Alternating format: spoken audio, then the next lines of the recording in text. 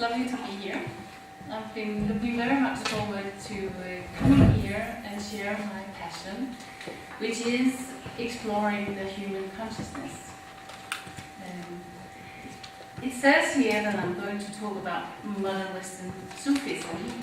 However, since I'm not really trained in Sufi practice, not familiar with Sufi imaginary, and my cultural background Christian, I would like to call it modern Western mysticism instead. But it was wonderful to hear the first two about because it was it's here. So I'm not totally alienated from the Sufis.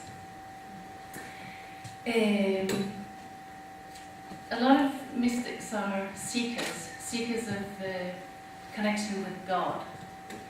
I would say that I'm a seeker of my own divinity in the way that once you establish connection to God, you realize that it's the step of the way.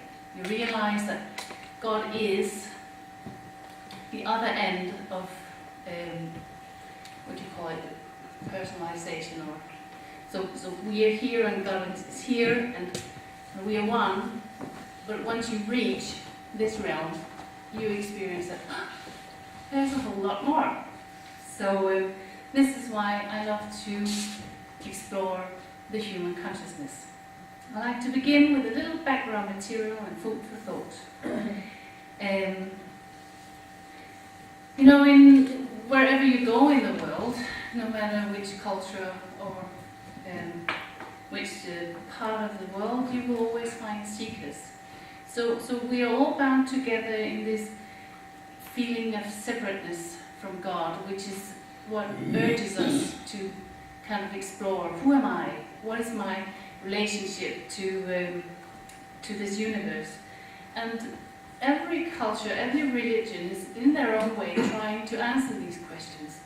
So we might say that different religions are very different, but actually when you boil it down, it all comes to a basic instinctual needs to feel connected to family, to community, to God, give it many different names, or maybe just to some kind of other divine consciousness.